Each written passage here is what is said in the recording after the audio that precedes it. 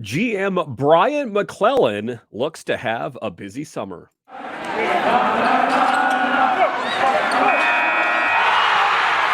Your Locked On Capitals, your daily podcast on the Washington Capitals. Part of the Locked On Podcast Network, your team every day.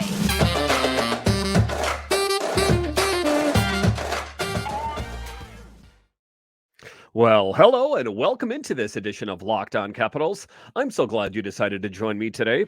As always, this podcast is free and available on all the major platforms. And I want to thank you for making this your first listen or view of the day. Yes, this podcast is also available in video form, so head on over to YouTube and check it out. I'd also love to chat with you one-on-one about the Capitals. Join me on Subtext. There's more information in the show notes. My name is Dan Holme. You can find me on Twitter. It's at DanCaps218.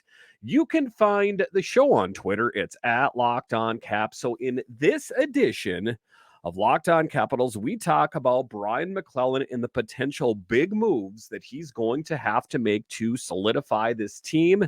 We'll talk about that in the show. Then later, we will talk about Alex Ovechkin and his thoughts on missing the playoffs for the first time in a long time.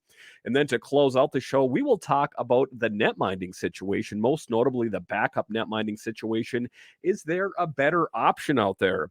Just to get it going here, though, talking about the Capitals and Brian Maclellan and just this season not going, quite according to script or, how everyone thought it was going to go.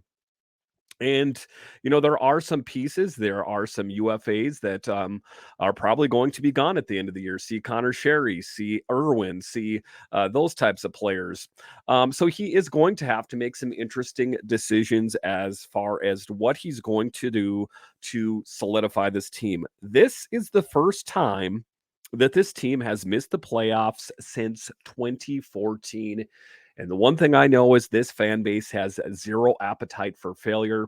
So an interesting thing that Mike Vogel said, who covers the Caps, he said, I'd pay close attention to Maclellan's words on exit day, the day the Caps clean out their lockers, speak to media, and sift through the rubble of a season gone awry. Maclellan is arguably the league's most candid GM, and he isn't shy about sharing his shopping list every spring when the offseason gets underway. Personnel plans in the hockey operations department are already well underway, and a host of possibilities and potential moves and paths to take this summer are already being discussed. And this is one of the things that I talked about, is not getting hung up on this season. We know that this season was a wash.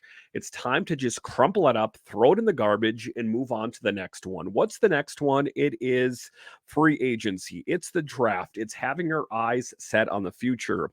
When he took over this job 9 years ago next month, Maclellan spoke of the need to add the team's defense. A month or so later, Brooks, Orpik, and Matt Niskanen were in the fold. Maclellan generally sets his objectives and then sets about achieving them. And I wouldn't expect this summer to be any different. But yes, my sense is that the Caps are in for a big summer with some big moves. What are those big moves? I've spoke about this ever since the season kind of was announced that the Capitals were out of the playoff hopes. What are those big moves, and how big is Brian Maclellan willing to go? Is he willing to move some big pieces on this team? Is he willing to move, Nick Backstrom? Is he willing to move a TJ Oshie if it means for the greater good in the long term for this team?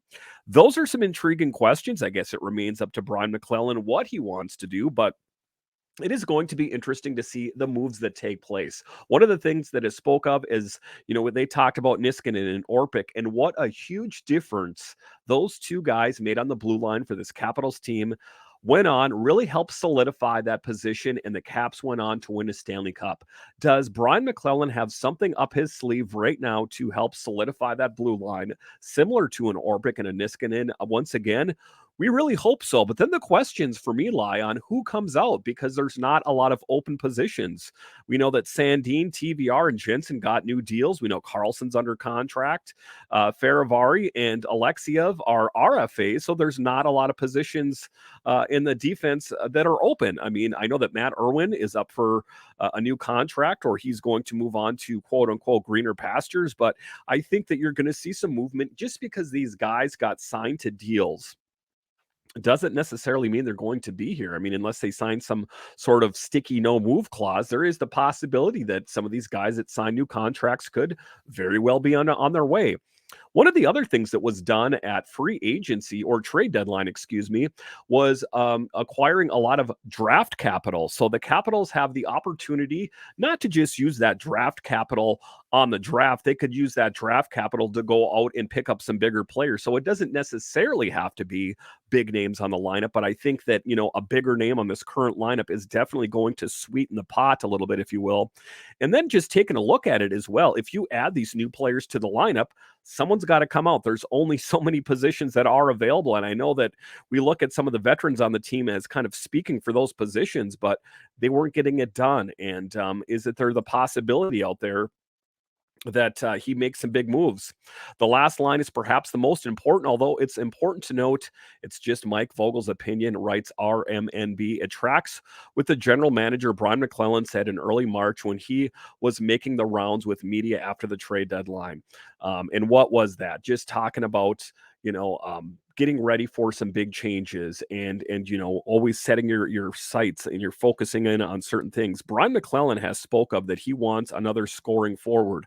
I would expect for him to aim his sights at another big forward. Also, he wants to help solidify that blue line. It can't just be John Carlson that's pulling, the bulk of the minutes out there. I know that Rasmus Sandin and TVR and these guys before that Gustafson, they ate up a lot of minutes, but I think that he's looking for more of, an all-star, a really big name blue liner to help solidify that position. It only makes sense for me.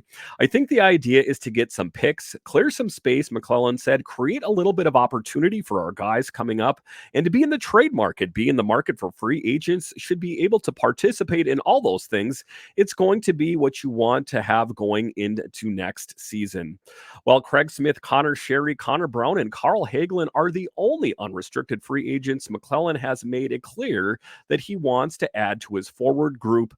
I think our lineup needs a little bit of skill right now, McClellan says. Ideally, if we add a top six winger that has skill in the offseason, I think that would help. And I think it would help too. And, they talk about here as well about Evgeny Kuznetsov and his displeasure, or that is what we're hearing in the media. He shoots down those rumors, but that's what's being spoke of. And Anthony Mantha is going to take some creative juggling to get him off the books, as we know that he is still under contract for next year. I don't really see it being a buyout. I see it being something similar to the Craig Smith thing. I don't think the Capitals were seeking out Craig Smith. I think that, Boston, by their own admission, was shopping him and said, if you want these draft picks, then you got to take Craig Smith's contract off the book as well. I think that that's what Mac's going to have to do there as well, is include Mantha's contract, with a piece or a trade package that's coming out of Washington to whatever potential trade is out there. But Kuznetsov is a tough one for me. Kuznetsov has 54 points, 12 goals, 42 assists in 76 games this season. A very hot and cold player. The thing that kind of irks me the most about him is him saying that he wants out of Washington. And it's always my belief that if a player is telling you that they want out, just let them out, or they're just going to be a cancer in the locker room.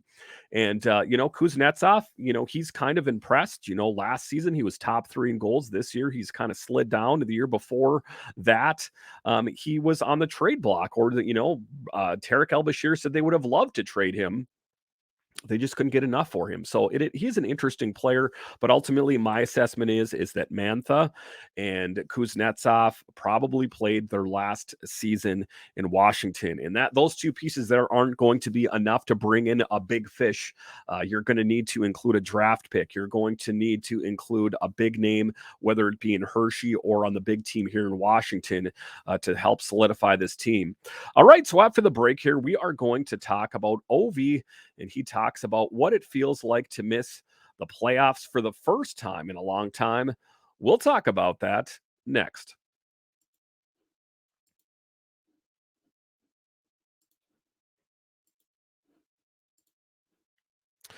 When you're drafting your fantasy team, do you ever wish you could handpick the best stars for your business team? If you're building your talent roster, you need Indeed.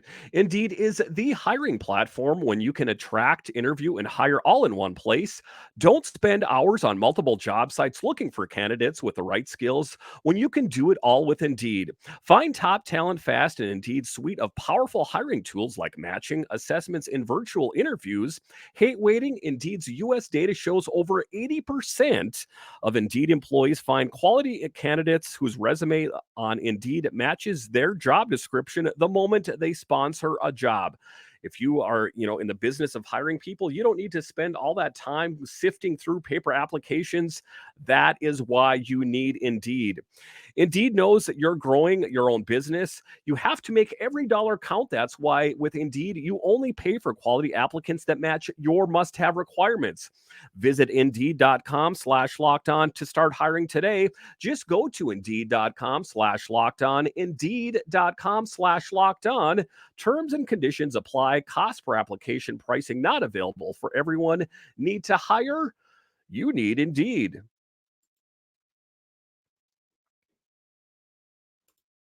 All right, welcome back into this edition of Locked On Capitals, part of the Locked On Podcast Network, your team every day.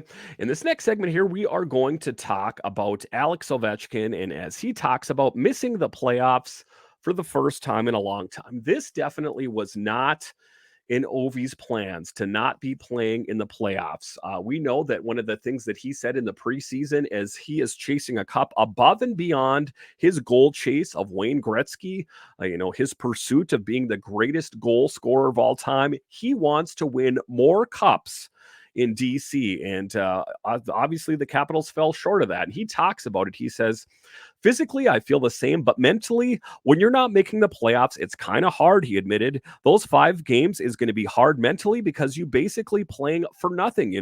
But we all professionals, we all understand we still have to play for the fans and for you. And so you can write something. Sometimes just the situation when we win the couple games and the other teams win a couple games, and that kind of put a space between teams, Ovechkin said, adding, I'm always saying, like, at the end of the year, just first 10 games, you have to collect as many points as you can for the situation. What happened the end of the year so you don't have to catch someone to make the playoffs? And he's very right. I think the Capitals got themselves into a hole right away this year, and they had a difficult time digging themselves out of it. We could, draw lines to the injuries of Backstrom and Wilson and Oshie and Kemper and, Ovi, even himself, that was injured a couple times this year.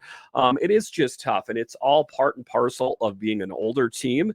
The Capitals are all in on this nucleus, and that means you're playing with an older roster with the potential, a greater potential of injury, and that's what they're facing. You want that break to be as short as possible. Right now, we're going to have lots of time to think about what's going on, lots of time to get ready for the year. Ovechkin said, hope everyone's going to get healthy, hope everyone's going to be on the same page, and we going to be better next year. And of course, here, Ovi, that is our goal as well. And I talk about this all the time. If there is one silver lining for me about this season, it's Alex Ovechkin tying and passing Gordie Howe to move into the number 2 position, all-time goals scored. So even though this season was, I'm going to go ahead and say it, a wash, the worst season in my assessment since 2014, it is, the silver lining for me is Ovi and what he's done. His chase of Gretzky. So despite the fact that what we're seeing on the ice is abysmal, we're seeing Ovechkin slowly chip away one after one after one of to eventually be the greatest goal scorer of all time. We could argue about that he could be the greatest goal scorer of all time right now, just based on Gretzky and Howe scored goals in an era where it was a lot easier to score goals. And I talked about that in past podcasts. In the modern time, goalies are bigger, their pads are bigger. It's much more difficult to score goals. So the argument could be made that Ovechkin is the best goal scorer of all time because he is scoring these goals at a time where it's more difficult to score goals. But the thing for me this season, getting back to this season, is the feeling of frustration for Alex Ovechkin, because there's one thing that is that he hates to mail in his performance. And watching the game tonight against Montreal as the Caps are getting spanked by the Montreal Canadiens. Now, can this season just end already? I hate to say it. You could see the frustration on his face about how things weren't going according to the script, right? And it's tough for some of those guys. Wilson comes to mind, Backstrom and Ovi out there, and Oshie, I guess you could put in there. Some of those guys, it's not just about a paycheck. They take pride in the jersey that they wear. They take pride in the city that they play for, and they have personal pride, their own personal goals for this team. And to just play games that, really don't mean anything except, it's all over except for the crying, really, is that their plans are already on what's going to happen in the offseason. We know Ovechkin has a couple children. He's got a wife. So he probably already has most of his plans for the summer laid out.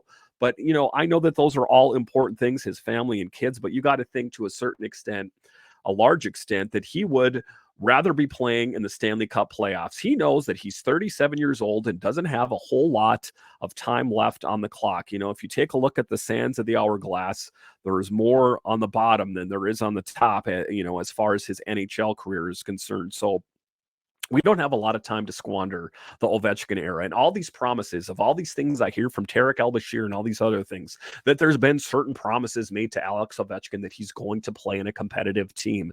To quote Frank Saravalli, it doesn't seem like the Capitals are living up to their end of the bargain. This team must be competitive next year.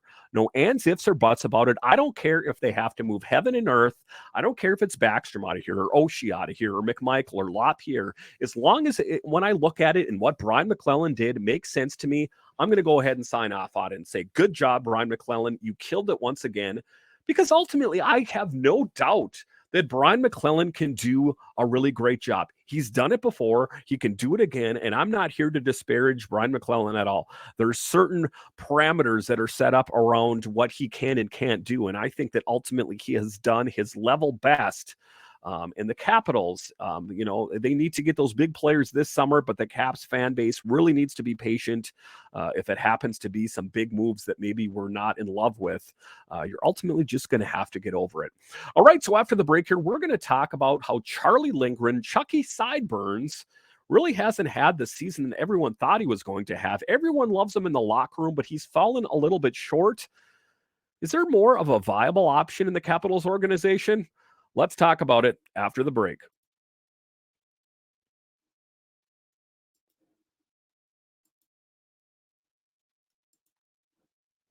The NBA playoffs are almost here, and now is the perfect time to download FanDuel, America's #1 sportsbook, because new customers get a no-sweat first bet up to $1,000.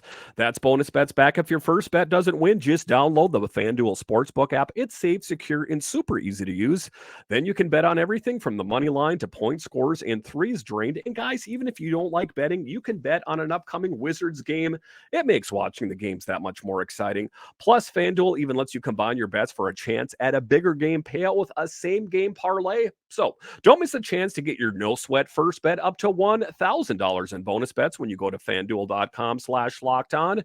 That's FanDuel.com/locked on to learn more. Make every moment more with FanDuel, an official sports betting partner of the NBA.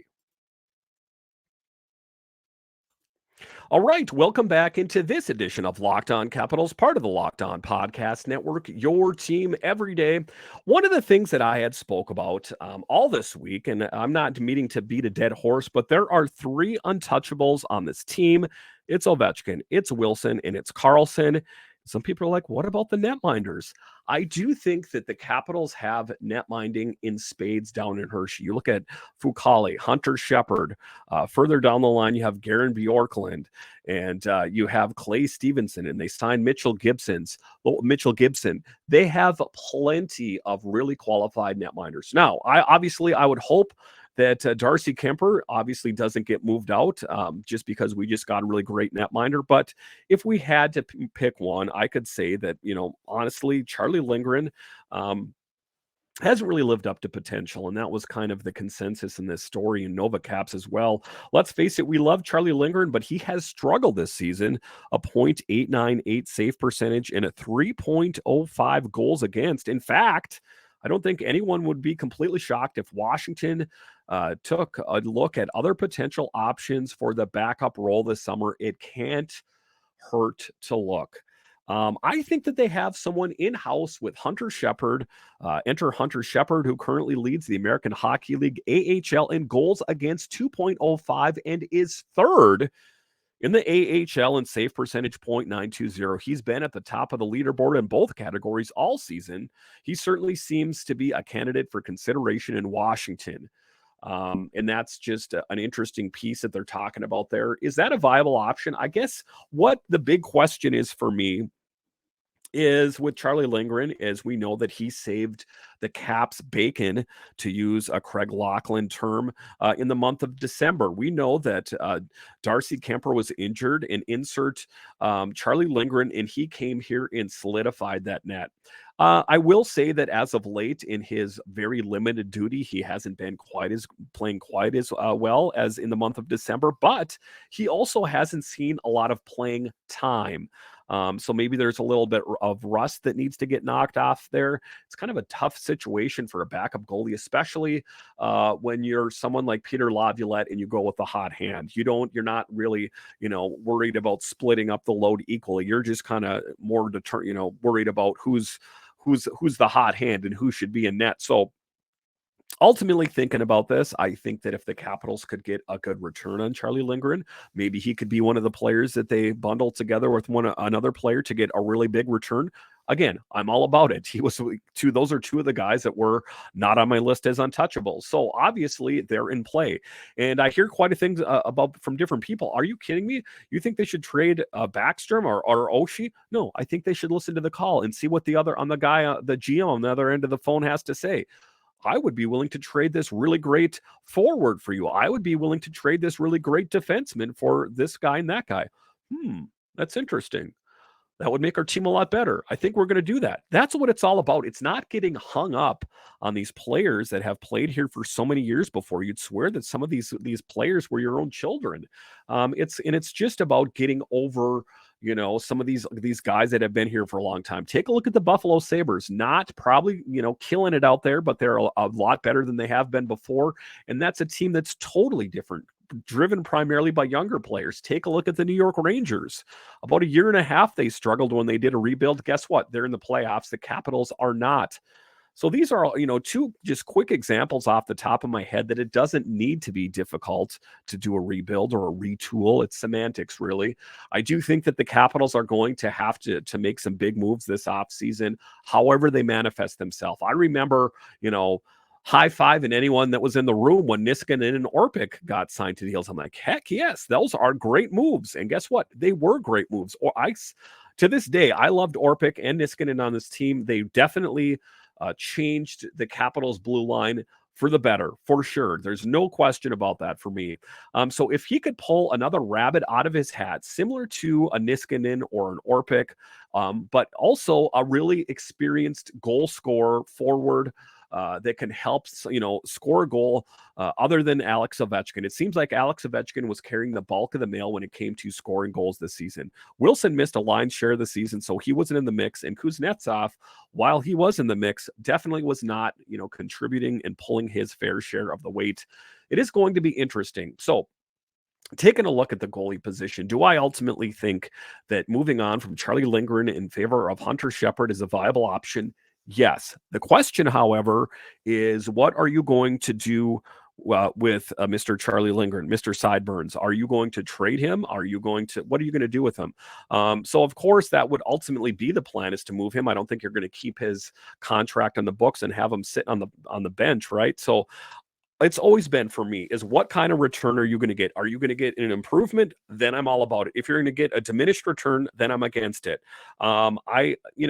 just knee-jerk reaction. I don't hate Charlie Lindgren on the team right now. So if he was the backup netminder next year, great. And being that the backup netminder doesn't get a lot of duty, then I guess I'm okay with it. It's an interesting position with Hunter Shepard and Zach Fucale. Both of those guys are UFAs. So either the Capitals or the Hershey Bears are going to sign them to new contracts, or they are going to seek greener pastures. So it is an interesting position. It's my belief that the Bears will sign Fucale, or they'll sign Hunter Shepard. I don't know exactly. My magic 8 ball here doesn't say who it's going to be. If I was going to say, probably Zach Fucale, even despite the record, it just seems like the Capitals are more endeared by Zach Fucale, even though Hunter Shepard has a better record. This is just me kind of pontificating here off the fly here, but I do think that, again, just to wrap up this segment, if the Capitals can find someone for Charlie Lindgren and it upgrades the team, I'm all about it. But if they can't, I'm fine with him being here as well. I don't think he's a horrible goalie. I just think that he's kind of just a little bit rusty. And let's not forget how excited we were when Charlie came to this team. And let's not forget his many contributions in the month of December alone. Thank you for making Locked On Capitals your first listen today. Now make your second listen Locked On Game to Game NHL. Every moment, every top performance, every result. Locked On Game to Game covers every game across the NHL with local analysis that only Locked On can deliver. Follow Locked On Game to Game NHL, available on the Odyssey app, YouTube, and wherever you find your podcast. So once again, thank you for joining me on this edition of Locked On Capitals. If you haven't done so already, if you're listening to this podcast on Apple, Google, Spotify, make sure and hit that follow or subscribe button. And the show is also available in video form. So jump on over to YouTube and hit that subscribe button so we can get those subscribers going up, up, up. And I have you guys to thank for it, and I'm ever so thankful. So thank you for joining me on this edition of Locked On Capitals, where it's your team every day. My name is Dan Holme, and I'll talk to you next time.